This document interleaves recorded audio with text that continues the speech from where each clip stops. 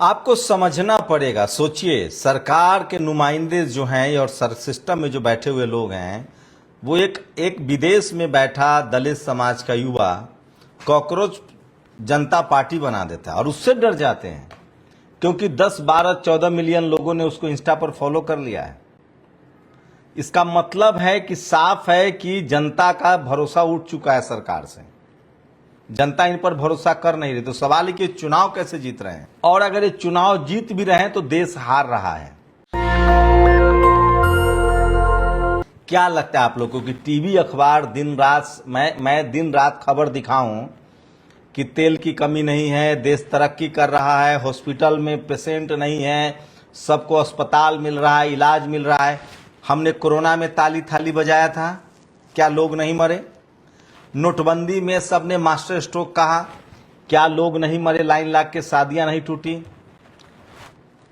क्या corona vaccine से TV अखबार खबर नहीं दिखा रहा है, लोग नहीं मर रहे हैं? पेपर लीक नहीं हो रहे हैं क्योंकि टीवी अखबार खबर नहीं दिखा रहा है? क्या महंगाई नहीं बढ़ रही है? क्या सरकार की हालत खराब नहीं हो गई है कि लोगों का राशन कार्ड खत्म किया जा रहा है, 5 किलो राशन भी नहीं दिया जा रहा है?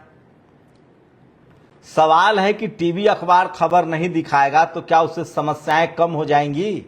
महंगाई खत्म हो जाएगी, बेरोजगारी खत्म हो जाएगी, भ्रष्टाचार खत्म हो जाएगा? जैसे जैसे सोचिए, अब बीजेपी ने बंगाल में ओबीसी रिजर्वेशन खत्म कर दिया, 17% को 7% कर दिया। अब बीजेपी बंगाल में कह रही कि कोई मीडिया में नहीं जाएगा, प्रेस में सरकारी कर्मचारी अधिकारी बात नहीं कर सकता। बार बार कह रहा हूं, इस देश की बर्बादी के लिए सरकार से ज्यादा टीवी अखबार जिम्मेदार है। और टीवी अखबार की जो जाति है वही जाति सरकार की है, वही जाति आरएसएस की है। और सवाल है कि इस देश में एक डर बना दिया गया, डर का माहौल बना दिया गया। सवाल है कि डर के माहौल में कौन बच पाएगा? कोई बच पाएगा? जब नाव डूबेगा तो सभी डूबेंगे। हम लोग किसी के खिलाफ नहीं हैं, सरकारें आती जाती रहेंगी, लेकिन आपने सवाल पूछना बंद कर दिया। नतीजा क्या हुआ? इस देश के 90% जो अमीर लोग हैं, जिनकी हैसियत 10, 20, 50 करोड़ की है, 100 करोड़ की, वो अपने लिए विदेश में घर खरीद रहे हैं, अपना पैसा विदेश रख रहे हैं, अपने बच्चों को सेटलमेंट कर रहे हैं। गरीब युवाओं को राहुल गांधी ने कहा है जानबूझकर इंटर में फेल किया जा रहा है। दलित, पिछड़े, किसान, आदिवासी, अल्पसंख्यक युवाओं के हाथ में हथियार पकड़ाए जा रहे हैं, उनको सांप्रदायिक बनाया जा रहा है, दंगाई बनाया जा रहा है। मैं 10 साल से कह रहा हूं, लेकिन क्या उनकी दंगाई से जीवन चल जाएगा? आखिर भोजन चाहिए। कल उनकी भी मां बीमार पड़ेंगी, उनके भी पिता बीमार पड़ेंगे, कल उनकी भी बहन की शादी है। तो कोई संगठन आपको पैसा देने आएगा कि मां बीमार है तुम इलाज करवा लो? या सरकार ने आपके लिए कोई अस्पताल खोल रखा है? कल आपके बच्चे कहां पढ़ेंगे? आप तो दंगाई हैं, आप तो हिंदू मुस्लिम में फंसे हुए हैं, आप तो जाति के नाम पर सेखी बघार रहे हैं। तो क्या आपके पुरखे ने जो संपत्ति बनाई है ना, वो भी खत्म हो जाएगा? कोई मैं दंगाई बन जाऊं, मैं काम ना करूं, रोजगार ना हो मेरे पास, तो मेरा घर कैसे चलेगा? मां बीमार हो गई तो इलाज कैसे होगा? पिता बीमार होना है, मां बुजुर्ग होंगी, बीमार होंगे, पिता बुजुर्ग होंगे, बीमार होंगे, आपकी शादी होगी, बच्चे होंगे, या सब दिन आप ऐसी बेरोजगार रहेंगे? कैसे होगा? हाँ, वक्त लगेगा। अभी जो जेनजी हैं, जो अभी कॉकरोच जनता पार्टी से नहीं जुड़ रहे, कॉकरोच जनता पार्टी से वो लोग जुड़ रहे हैं जिनको ये पता चल चुका है। जो पिछले 2014 में जो नया जो भक्त बने थे, उनको 10 साल में पता चल गया कि सरकार से कोई सवाल ही नहीं पूछ रहा है। इसमें सरकार की गलती नहीं है, मोदी जी की गलती नहीं है, सब मीडिया की गलती है। अच्छा, वो क्यों नहीं करेंगे? उनको, उनकी कंपनी को मोटा माल मिल रहा है, उनकी जिंदगी शानदार चल रही है, उनका वो पीआर कर रहे हैं। उनके भाई भतीजा जितने पत्रकार होंगे इस देश में, टीवी अखबार में नौकरी करते हैं, उन सब की जिंदगी देख लीजिए। सुधीर चौधरी जो दिन रात सरकार की तारीफ करते हैं, उनकी तनख्वाह पता है? करोड़ों में तनख्वाह है। चित्रा त्रिपाठी हो गई, अंजना ओम कश्यप हो गई, चाहे रूबिका लियाकत हो गई, जितने टीवी और अखबार में काम करने वाले लोग हैं उन सबकी तनख्वाह शानदार है, कलेक्टर से ज्यादा है। मैं तो कह रहा हूं प्रधानमंत्री मुख्यमंत्री से ज्यादा है। सब कोई नहीं है जिसका सालाना 1 करोड़ से कम तनख्वाह है। वो क्यों पंगा पालेंगे सरकार से? क्या जरूरत है?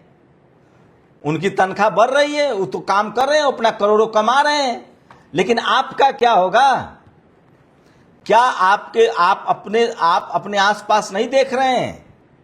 कॉकरोच जनता पार्टी ही तो सवाल पूछ रही है, कह रही है कि सबको फ्री एजुकेशन मिले, फ्री अस्पताल मिले, जीडीपी का 5% इनोवेशन पर खर्च कीजिए। उसने अपना मैनिफेस्टो जारी किया है। सवाल है कि आपको हिंदू मुस्लिम करने से कोई सैलरी तो मिल नहीं रही है। जातिवाद तो फिर भी समझ में आता है कि लोग अपनी जाति के लिए नौकरियां चोरी करते हैं। यूपी में 10 साल में 11,000 सीटों की चोरी हुई है SC ST OBC की, और आप हिंदू मुस्लिम कर रहे हैं। लेकिन आपको पता चलेगा ऐसा नहीं है।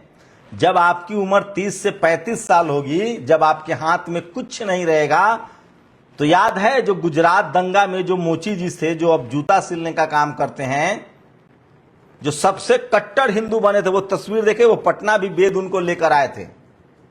क्या मिला उनको? पोस्टर वो आए थे। वो आज भी वो मोची का काम कर रहे हैं। आपको भी एहसास होगा अभी जो हिंदू मुस्लिम कर रहे हैं, जिनको लगता है कि टीवी अखबार वाला सही है, ऐसा है सर, समस्याएं नहीं खत्म होती है समस्याओं से आंख मूंद लेने से। अस्पताल खत्म हो रहे हैं। प्राइवेट अस्पताल में किडनी निकाला जा रहा है। प्राइवेट अस्पताल में किडनी निकाला जा रहा है। हमारी आपकी हैसियत नहीं, इसलिए हम लोग बोल रहे हैं, क्योंकि हम लोग विदेश नहीं जा सकते हैं, प्राइवेट अस्पताल में इलाज नहीं करवा सकते हैं, प्राइवेट स्कूल में बच्चों को नहीं पढ़ा सकते हैं। हमारे पास नहीं पैसा है रूस कनाडा भेजकर मेडिकल और इंजीनियरिंग कराने की। यहां तक कि भारत के जो प्राइवेट मेडिकल कॉलेज है, इंजीनियरिंग कॉलेज है, उसमें कम से कम 5 करोड़ रुपए चाहिए। नहीं जो भेज सकता आदमी, मिडिल क्लास, और मैं कह रहा हूं दलित पिछड़ा तो मर ही रहा है। जनरल के भी जो मिडिल क्लास और लोअर मिडिल क्लास के लोग हैं और गरीब हैं आर्थिक रूप से, उनकी भी हालत खराब होगी। समस्याएं नहीं खत्म होगी। अभी तेल और गैस तो अलग मसला है। गरीब लोग तो चूल्हा जला लेंगे, लकड़ी से खाना बना लेंगे, गांव में 8 बजे सो जाएंगे। जो शहरों में रह रहे हैं उनका सोचिए, उनका क्या होगा। मैं फिर कह रहा हूं, वही देश खुशहाल होता है जहां हर धर्म हर जाति के लोग मिलजुल कर रहते हैं, भाईचारा से रहते हैं, जहां नियम कानून चलता है। आप न तो इस देश का 85% लोग अपने बच्चों को प्राइवेट स्कूल में नहीं पढ़ा सकते हैं, न प्राइवेट कॉलेज में, न अपना इलाज प्राइवेट अस्पताल में अब करा सकते हैं, और न उनके पास रोजगार है, पुश्तैनी संपत्ति है कि वो बैठ के खा सकते हैं। जब आप जो लोग 20-25 साल के हैं, 30 साल के हैं, जिनको सांप्रदायिक बनाया जा रहा है, कुछ तो मर्जी से सांप्रदायिक है जिनको राजनीति करना है, तो 545 लोग ही तो सांसद बनेंगे, 10-15 हजार लोग ही तो विधायक बनेंगे। बाकी जो झुंड निकल रहा है उनका क्या होगा? कल उनकी मां बुजुर्ग होंगी, पिता बुजुर्ग होंगे, कल कंधों पर जिम्मेदारी आएगी, परिवार चलाना होगा। तो पैसा पेड़ पर नहीं उगता है। आपके पास कोई हुनर नहीं है, आप क्या कीजिएगा? मजदूरी करना पड़ेगा, या आप क्रिमिनल हो जाएंगे। सोचिए, और इस सब के लिए जिम्मेदार है इस देश का टीवी अखबार। और यही सवाल कॉकरोच जनता पार्टी का वो लड़का पूछ रहा है जो अपनी मेहनत से बोस्टन गया है पढ़ने। आप दलित समाज का इसलिए गाली दे सकते हैं, उसके सवाल देखिए, एजेंडा तो देखिए। वही तो हम लोग 10 साल से कह रहे हैं कि कोई भी देश पढ़ाई लिखाई से बढ़ेगा, एजुकेशन से बढ़ेगा। आप जाके देखिए सरकारी अस्पतालों की क्या दुर्दशा है। प्राइवेट अस्पताल में आप जाएंगे, आपकी किडनी निकाल ली जा रही है, आदमी मर चुका होता है, पैसा लिया जाता है। प्राइवेट अस्पताल, स्कूल में ना पढ़ाई का स्टैंडर्ड है, गलगोटिया देखा आपने। क्या स्टैंडर्ड है? सबसे बुरे वक्त में पहुंच गए हम लोग, आर्थिक रूप से, सामाजिक रूप से और सांस्कृतिक रूप से भी। भाईचारा खत्म हो रहा है। जो भी हमने पिछले 70-75 साल में अचीव किया था एक देश के तौर पे, वो सब कुछ खत्म हो रहा है। और इसके लिए मीडिया जिम्मेदार है, वो संस्थागत टीवी और अखबार जिम्मेदार है, जो सरकार को आईना नहीं दिखा रहा है, सरकार से सवाल नहीं पूछ रहा है। 10% लोगों की जिंदगी मलाई की तरह चल रही है। वो सारे बड़े बड़े टेंडर ले रहे हैं, वो पहाड़ खोद रहे हैं, वो जंगल काट रहे हैं, और आपको धार्मिक उन्माद में, अंधविश्वास और कर्मकांड में फंसाया जा रहा है। बाबाओं की भी बल्ले बल्ले है। आपका क्या होगा? सोचिए जरा आप लोग, किस स्थिति में देश पहुंच गया है। प्राइवेट स्कूल, प्राइवेट अस्पताल, प्राइवेट यूनिवर्सिटी, कितने लोगों की हैसियत है? क्या आप अपने बच्चों को तरक्की करना चाहते हैं, आगे देखना चाहते हैं, उनको मजदूर बनाना चाहते हैं? और मेरी चिंता सबसे ज्यादा इसलिए है कि इस देश के जो 90% दलित, पिछड़ा, किसान, आदिवासी, अल्पसंख्यक है, जिसमें 10% लोग सिस्टम का हिस्सा बने हैं, 80% लोग जो स्कूल आ सकते थे। सोचिए 1 लाख स्कूल बंद हुए हैं सरकारी, नई सरकारी यूनिवर्सिटी नहीं खुल रही है, नया मेडिकल कॉलेज नहीं खुल रहा है, नए इंजीनियरिंग कॉलेज नहीं खुल रहे हैं, पढ़ाई को महंगा किया जा रहा है। 80-75 पर, जिस देश के 80 करोड़ लोग 5 किलो राशन पर जिंदा है, वो तो अपने बच्चों को नीट की तैयारी नहीं करा सकते हैं, IIT की तैयारी नहीं करा सकते हैं। और करा के भी क्या कर लीजिएगा? पेपर लीक हो रहा है, पेपर खरीदा जा रहा है 10 लाख, 15 लाख, 20 लाख में। इससे पहले कि देर हो जाए,